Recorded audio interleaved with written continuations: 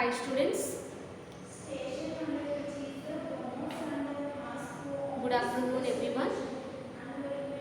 Today we are going to discuss about the topic the bacterial and protozoa diseases of fishes. So last class లో ఏంటంటే fungal diseases fish ఫామ్లో వచ్చేటువంటి fungal diseases గురించి discuss చేసుకున్నాము. ఈరోజు క్లాస్లో bacteria and protozoa diseases గురించి ఈరోజు క్లాస్లో డిస్కస్ చేసుకుందాం. సో ఈ యూనిట్లో నుంచి బ్యాక్టీరియా ప్రోటోజోవా కానీ వైరస్ కానీ ఫంగస్ డిసీజెస్ నుంచి డెఫినెట్గా సెమిస్టర్ ఎగ్జామ్కి ఒక ఎస్సే అనేది వస్తుంది. సో ఈరోజు టాపిక్ ఏంటంటే the bacterial and protozoa diseases of fish. So question ఎలా అడుగుతారు అని మనం అబ్జర్వ్ చేసినట్లయితే డిఫరెంట్ వేస్లో అడగవచ్చు క్వశ్చన్ అనేది. Describe in details the bacterial and protozoa diseases of fishes with a note on the preventive or prophylactic measures to be taken for preventing mass mortality. అడగచ్చు. లేకపోతే తెలుగు అయితే చేపలకు సంక్రమించు శిలీంధ్ర బ్యాక్టీరియా లేదు ప్రోటోజోవా వ్యాధుల గురించి వివరించండి అని తెలుగులో అడుగుతారు.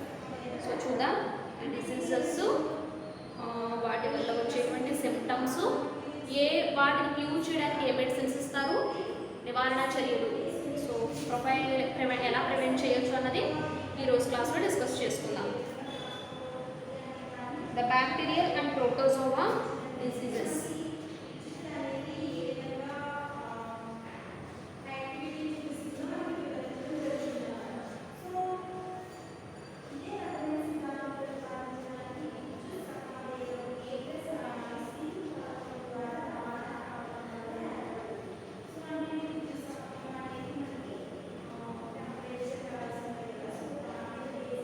The bacterial and protozoa diseases of fishes.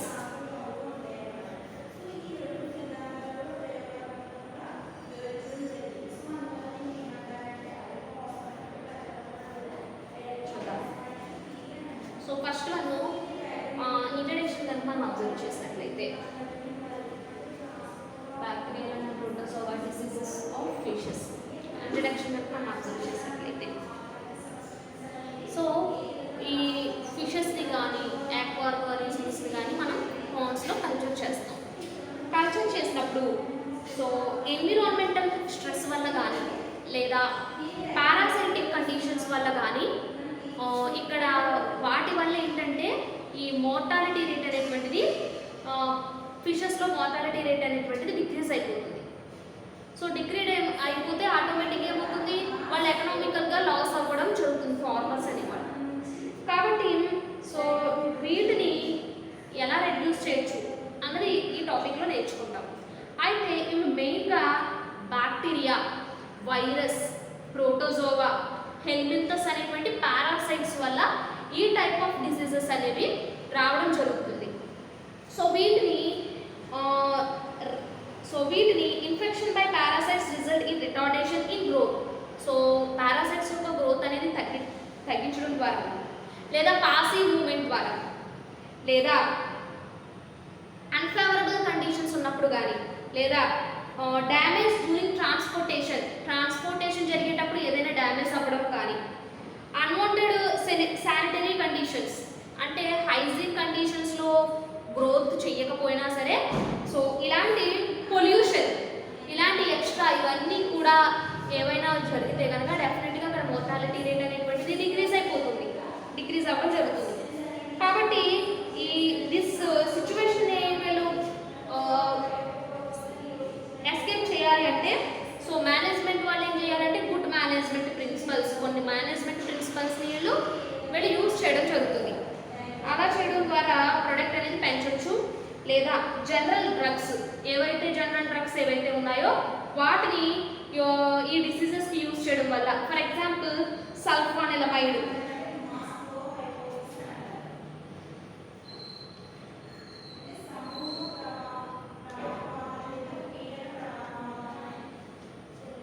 సల్ఫానిలమైడ్ sulphide, సల్ఫాడైజిన్,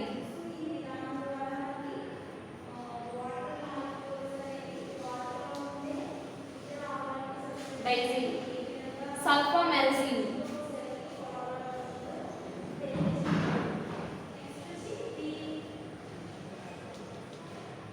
మెరజిన్. So ఇటువంటి జనరల్ డ్రగ్స్ ని యూజ్ చేయడం వల్ల కొంతవరకు కాదు మ్యాక్సిమమ్ ఈ డిసీజెస్ని ప్రివెంట్ చేయొచ్చు. ఈ డిసీజెస్ని ప్రివెంట్ చేయడం జరుగుతుంది. So first one bacterial diseases. Fish forms లో వచ్చేటువంటి బ్యాక్టీరియల్ డిసీజెస్ ఏంటి, వాటి సిమ్టమ్స్ ఏంటి, సిమ్టమ్స్ ద్వారా వాటిని ఎలా ప్రివెంట్ చేయొచ్చు, ఇన్ఫెక్షన్స్ని ఎలా ఆపొచ్చు అన్నది ఈ టాపిక్లో నేర్చుకుంటాం. సో ఇక్కడ ఏంటంటే బ్యాక్టీరియల్ డిసీజెస్.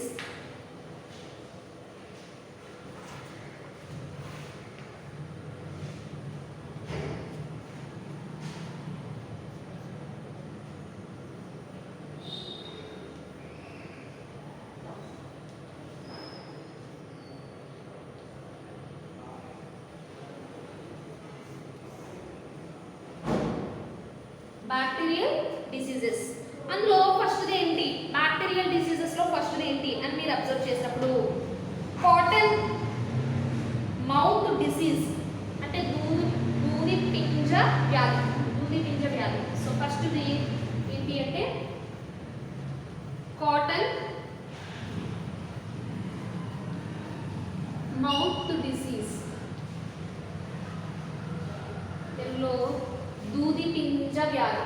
సో ఈ దూది పింజ వ్యాధి అనేటువంటిది మీరు అబ్జర్వ్ చేసినట్లయితే సో ఇక్కడ ఫ్లెక్సీ బ్యాక్టీరియా అనేటువంటి ఈ బ్యాక్టీరియా ద్వారా కాటన్ మౌత్ డిసీజెస్ అనేటువంటిది రావడం జరుగుతుంది. ఏంటి ఆ బ్యాక్టీరియా అంటే ఫ్లెక్సీ బ్యాక్టీరియా. ఈ బ్యాక్టీరియా ద్వారా ఈ కాటన్ మౌత్ అనేటువంటి డిసీజ్ రావడం జరుగుతుంది. సో దీనివల్ల ఏంటి అంటే దాని యొక్క నోటి చుట్టూ అంటే ఫిష్ యొక్క నోటి చుట్టూ కూడా ఈ కాటన్ ఫిలమెంట్స్, సన్నని తంతువుల వంటి కాటన్ ఫిలమెంట్స్ అనేవి అక్కడ ఫామ్ అవ్వడం జరుగుతుంది. కాటన్ ఫిలమెంట్స్ అనేవి దూది పింజ చూసారా, దూదిని ఇలా సన్నగా థ్రెడ్ లైక్ స్ట్రక్చర్స్ అనేవి బయటకు వస్తూ ఉంటాయి. సో అలాంటి ఫిలమెంట్స్ అనేటువంటివి దాని నోటి చుట్టూతా కూడా బయటికి వచ్చి మనం అబ్జర్వ్ చేయొచ్చు అనమాట. సో దీన్ని ఇలాగా ప్రివెంట్ చేయాలి అంటే కనుక 10 ppm క్లోరాంఫెనికల్. సో వీటిని ఇలా వచ్చినటువంటి డిసీజ్ని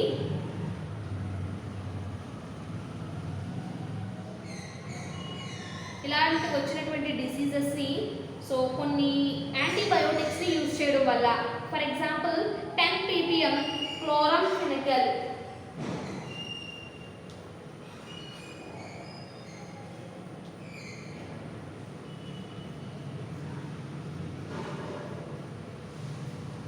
ppm క్లోరాంఫెనికల్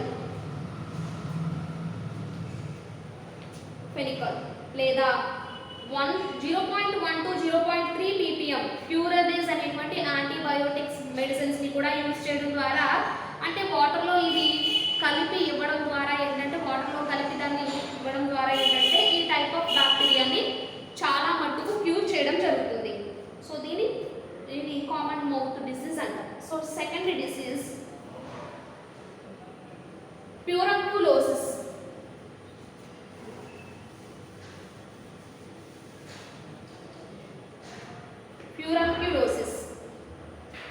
Second one.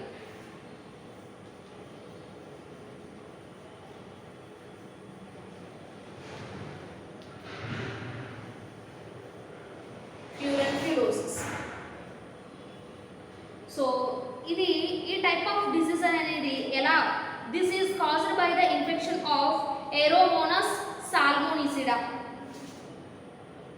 Next one, ఈ టైప్ ఆఫ్ డిసీజ్ ఎలా వస్తుంది అంటే ఏరోమోనస్ సాల్మోనిసిడా అనేటువంటి ఈ బ్యాక్టీరియా వల్ల వస్తుంది. ఏరోమోనస్ సాల్మోనిసిడా.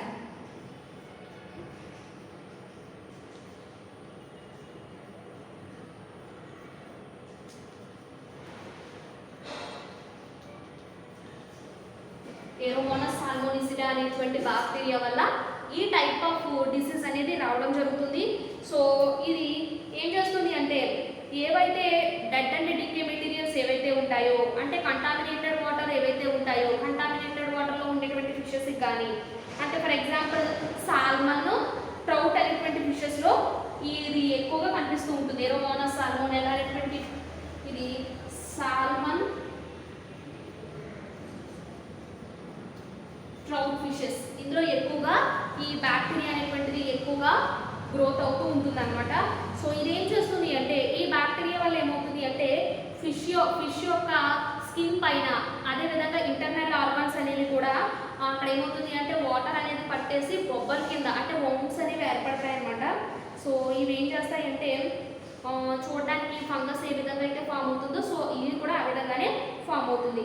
సో వీటిని సెపరేట్ చేసేసి ఇలా ఏవైతే ఫిషెస్కి ఈ ప్యూరోక్లియోసిస్ అనేటువంటి బ్యాక్టీరియా డిసీజ్ వచ్చిందో ఈ ఫిషెస్ని వాటిలో నుంచి సెపరేట్ చేసేసి నైట్రోఫ్యూరాన్ యాంటీబయోటిక్స్ ఇవ్వడం ద్వారా ఏంటంటే కొంతవరకు వీటిని క్యూర్ చేయడం జరుగుతుంది. లేదా 0.015% మెథియోలేట్ అనేటువంటి ద్రావణాన్ని లేదా యాక్రిఫ్లేవిన్ని కానీ ఇవ్వడం ద్వారా కానీ ఈ బ్యాక్టీరియా యొక్క ఇన్ఫెక్టివ్ స్టేజెస్ని రెడ్యూస్ చేయడం జరుగుతుంది. అంటే ఏంటి ప్రోవిడిన్ అయోడిన్ అనేటువంటి ఈ వీటిలో ఏంటంటే ద్రావణంలో వీటిని ఉంచడం ద్వారా కూడా వీటి యొక్క ఎఫెక్టివ్ స్టేజెస్ని కొంతవరకు కూడా రెడ్యూస్ చేయొచ్చు అని వీళ్ళకి చెప్పడం జరిగిందనమాట. ఎంసీ ఫాడెన్ అనేటువంటి సైంటిస్టు 1969లో దీని గురించి చెప్పడం జరిగింది tuberculosis. Next one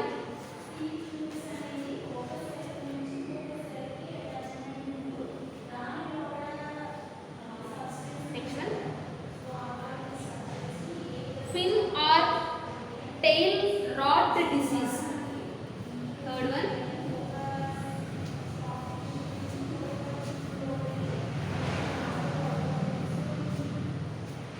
fin or tail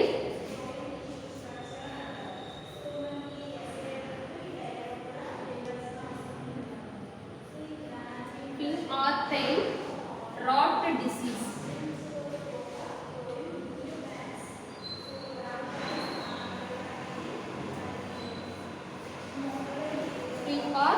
tile rot disease. So దీన్ని ఎలా ఐడెంటిఫై చేస్తారు, ఈ టైప్ ఆఫ్ ఇన్ఫెక్షన్ ఎలా ఐడెంటిఫై చేస్తారు అని అబ్జర్వ్ చేసినట్లయితే ఇది ఒక ఫిన్స్ ఆల్రెడీ పేరులోనే ఉంది ఫిన్ టైల్ రాట్ డిసీజ్. ఫిన్స్ అంటే వాజాలు అనమాట. ఈ ఫిన్స్ అంటే గిల్స్ అంటే మొక్కలు, ఫిన్స్ అంటే వాజాలు. సో మూమెంట్స్ చూపిస్తాయి కదా ఫిషెస్ ఫిన్స్. సో ఈ ఫిన్స్ దగ్గర వైట్ లైన్స్ అనేటువంటివి ఫామ్ అవుతాయి. ఈ డిసీజ్లో వైట్ లైన్స్ అనేటువంటివి ఫామ్ అయ్యి సో ఇక్కడ ఏమవుతుంది అంటే దాన్ని వైట్ లైన్స్ అనేవి ఉండడం వల్ల సో ఈ డిసీజ్ని వీళ్ళు ఐడెంటిఫై చేయడం జరుగుతుంది. నెక్స్ట్ వన్ ఈ బేసెస్ దగ్గర ఏమవుతుంది అంటే బ్లీడింగ్ అనేది అవుతుంది, బ్లడ్ అనేటువంటిది బ్లీడింగ్ జరుగుతుంది. నెక్స్ట్ వన్ ఈ ఫిన్స్ ఏవైతే ఉన్నాయో అవి బ్రోకెన్ ముక్కలుగా ఇవి అయిపోతాయి. ఫిన్స్ అనేవి ముక్కలుగా అయిపోతాయి అనమాట. సో బాడీ పార్ట్స్ కూడా ఎక్స్టెండ్ అవుతాయి. ఇన్ఫెక్షన్ వల్ల బాడీ పార్ట్స్ అనేవి ఎక్స్టెండ్ అవ్వడం జరుగుతుంది. సో ఫస్ట్ ఎర్లీ స్టేజ్లోనే ఈ డిసీజ్ని క్యూర్ చేసినట్లయితే అంటే ఫిషెస్ని 2 మీటర్స్ వరకు డిప్ చేసినట్లయితే 0.5% కాపర్ సల్ఫేట్ లేదా కాపర్ సొల్యూషన్ లేదా డైల్యూట్ కాపర్ సల్ఫేట్ లేదా డైల్యూట్ ఫినాక్సీ ఇథిలిన్ అనేటువంటి సొల్యూషన్లో కనుక వీటిని డిప్ చేసినట్లయితే మ్యాక్సిమం ఈ డిసీజెస్ని రెడ్యూస్ చేయడం జరుగుతుంది. అంటే ఎర్లీ స్టేజ్లో ఉన్నప్పుడే ఈ డిసీజ్ని ఐడెంటిఫై చేసి సో వాటిని రెడ్యూస్ చేయడం జరుగుతుంది అనమాట. సో ఇక్కడ ఏమవుతుంది ఈ ఇంటర్నల్ బోన్స్ అంటే లోపల ఉండేటువంటి ఇంటర్నల్ సిస్టమ్ ఏదైతే ఉందో అది పూర్తిగా డ్యామేజ్ అయిపోయి బోన్స్ గాయాలు అనేటువంటివి ఏర్పడడం జరుగుతుంది. సో వీటికి యాంటీబయోటిక్స్ని ఇవ్వడం ద్వారా ఏమవుతుంది అంటే ఆటోమేటిక్గా ఈ బ్యాక్టీరియా డిసీజ్ని కొంచెం వరకు తగ్గించవచ్చు. అంటే ఏంటి 10 to 20 ppm potassium permanganate solution లేదా సో ఇలాంటి solutions potassium dichromate 0.004% potassium dichromate సొల్యూషన్లో 1 వీక్ వరకు కూడా ఈ ఫిషెస్ని ఉంచినట్లయితే సో కొంచెం ఫలితం అనేది మనం అబ్జర్వ్ చేయొచ్చు. సో నెక్స్ట్ డిసీజ్ వచ్చి ట్యూబర్క్యులోసిస్.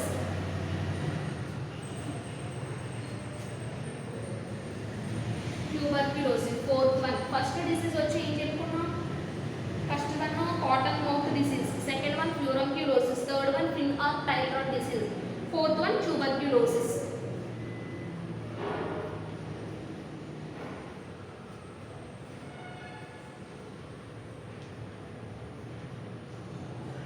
ట్యూబర్క్యులోసిస్ క్షయ అనేటువంటి డిసీజ్ ఫిషెస్లో ఏ విధంగా వస్తుంది అనేది మనం అబ్జర్వ్ చేసినట్లయితే సో ట్యూబర్క్యులోసిస్ అనేటువంటి డిసీజ్ మైకోబాక్టీరియం అనేటువంటి బ్యాక్టీరియా వల్ల ట్యూబర్క్యులోసిస్ అనేటువంటి డిసీజ్ వస్తుంది. మైకోబాక్టీరియం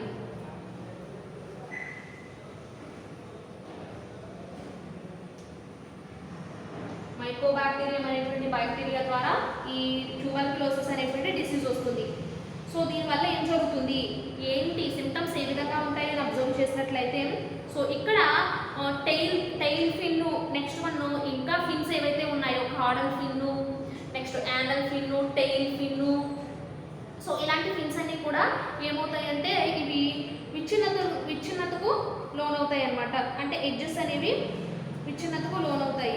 సో ఈ డిసీజ్లో ఏంటంటే వౌండ్స్ అనేవి ఏర్పడతాయి బాడీ చుట్టూ. నెక్స్ట్ ఇంటర్నల్ ఆర్గాన్స్ ఏమో బ్లిస్టర్ స్కిన్ ఫామ్ అవుతాయి. సో అంటే ఈ టైంలో ఏమవుతుంది అంటే బ్లిస్టర్ స్కిన్ అంటే బొడిపెల్లాగా ఏర్పడతాయి. సో ఫిష్ అనేది వాటి యొక్క వెయిట్ని కోల్పోవడం జరుగుతుంది. Fish loss of weight and loss of appetite అంటే ఫుడ్ని కూడా తీసుకోవడం మానేస్తాయి ఫిషెస్ అనేటువంటివి.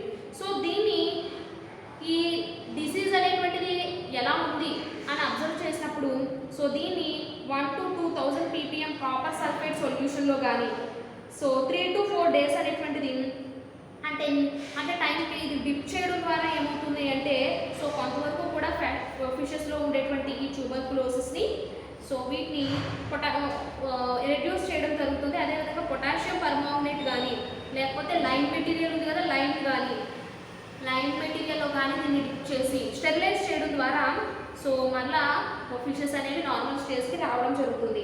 సో నెక్స్ట్ డిసీజ్ వచ్చి dropsy. 5th one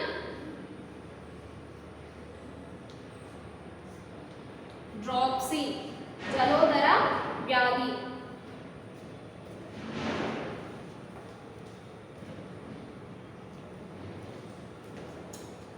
next disease వచ్చేసి డ్రాప్సీ. సో ఇది ఏ బ్యాక్టీరియా వల్ల వస్తుంది, డ్రాప్సీ అనేటువంటి డిసీజ్ ఏ బ్యాక్టీరియాలో వస్తుంది అని అబ్జర్వ్ చేసినట్లయితే సో ఇక్కడ కొన్ని వైరస్లు ఏవైతే కొన్ని వైరల్ ఇన్ఫెక్షన్స్ ఏవైతే వస్తాయో ఫిషెస్లో వైరల్ ఇన్ఫెక్షన్స్ ఎందులో అయితే ఎక్కువగా వస్తాయో అందులో ఈ డ్రాప్సీ అనేటువంటి డిసీజ్ రావడం జరుగుతుంది. అంటే సూడోమోనస్ పంక్టేటా అనేటువంటి బ్యాక్టీరియం వల్ల ఈ డిసీజ్ అనేది రావడం జరుగుతుంది. Pseudomonas పంక్టేటా.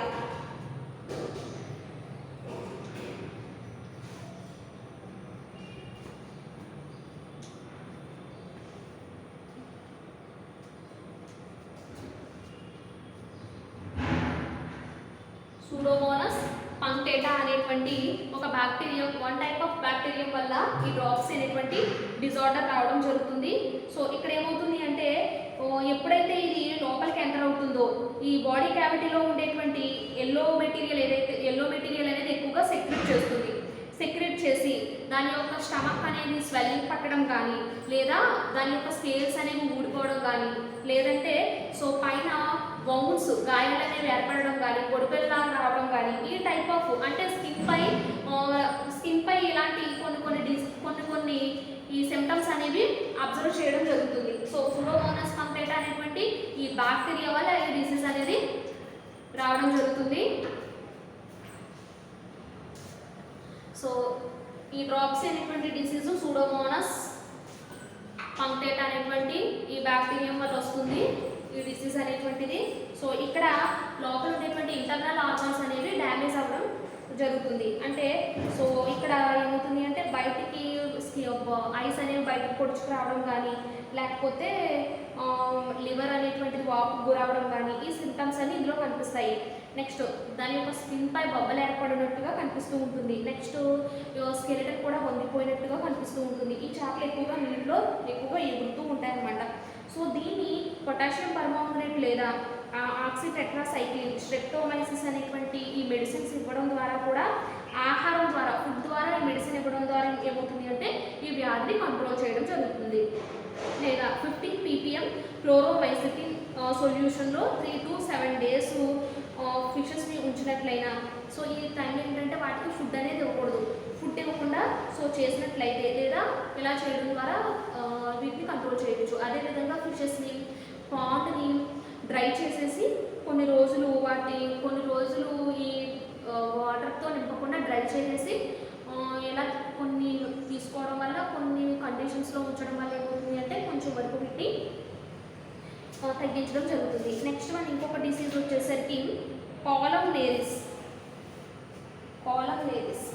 Sixth one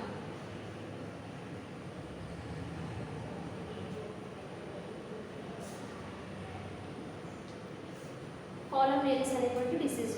so column నేరిస్ అనేటువంటిది క్యాంట్రోకోకస్ కాలమ్ నేరిస్ అనేటువంటి డిసీజు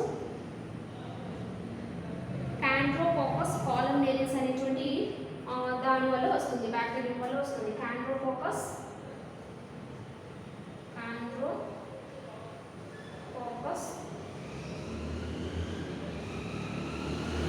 కాలమ్ నేరిస్ అనేటువంటి దాని వస్తుంది. అదేవిధంగా సైటోఫాగా కాలమ్ నేరిస్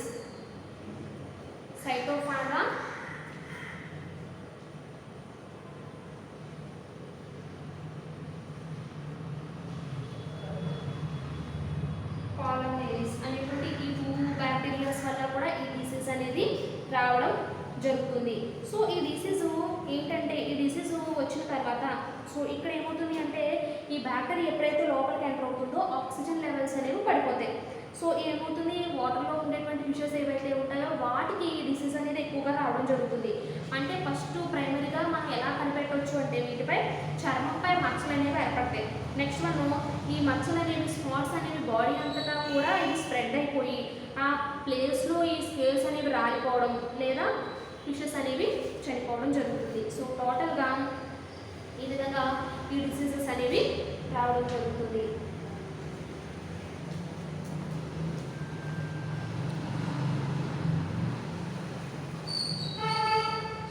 టోటల్గా ఈ డిసీజెస్ అనేవి రావడం జరుగుతుంది. సో వీటిని కొన్ని రకాల జనరల్ మెడిసిన్స్, డ్రగ్స్ ఇవ్వడం ద్వారా కూడా వీటిని రెడ్యూస్ చేయడం జరుగుతుంది. అంటే ఏంటి, ఈ బ్యాక్టీరియల్ డిసీజెస్ ఏవైతే ఉన్నాయి, కాటన్ మౌత్ డిసీజ్, సో దూది పింజ వ్యాధి, వీటిని కూడా కొన్ని రకాల డ్రగ్స్ని ఇవ్వడం వల్ల ఇవి మనం క్యూర్ చేసుకోవడం జరుగుతుంది.